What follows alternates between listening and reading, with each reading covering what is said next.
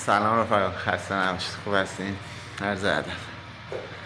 خب ویدیو قبلیمون اگه دیده بودین در مورد اینجا توضیحاتی داده بودم که کناف چجوری میخواد بخوره،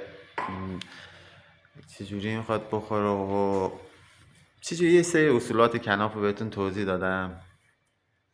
الان میخوام در مورد خود پنلمون بهتون توضیح بدم. پنل کوبیمون چجوریه، اصلا چجوری قوانین چجوری که ما پنل رو چجوری بزنیم و چجوری تمیزتر و اصولیش دارم بهتون توضیح میدم.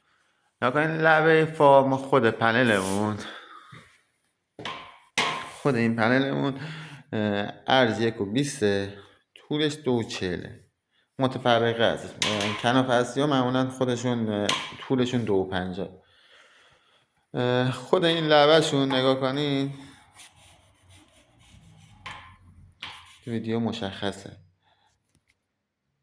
اینجا به این لبه ما میگیم لبه فا. نگاه کنین یه 4 سانت از خود این لبه تا اینجا 4 سانت لبه داره. برای چی؟ دلیلش رو براتون توضیح میدم.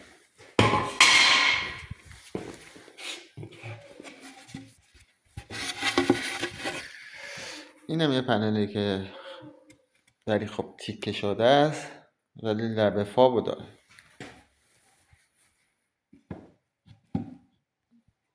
متوجه شدین الان؟ این وسط یه درزی میمونه. این درزه برای اینه که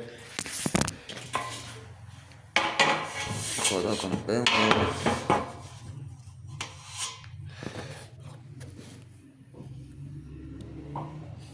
این وسط اگه دقت کنی یه درز 1 میل 2 میلی میمونه.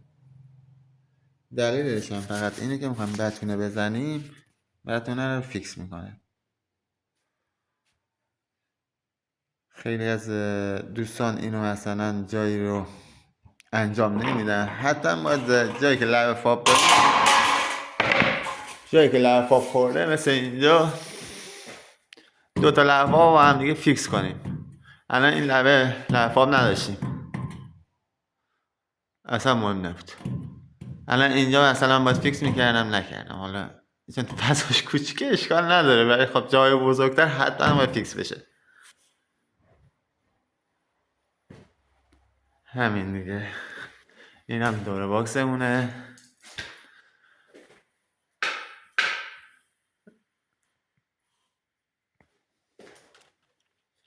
من در یک ویدیوی دیگه میخوام عرض کار رو بهتون بگم که چجوری بگیریم که پرتی اصلا نداشته باشیم.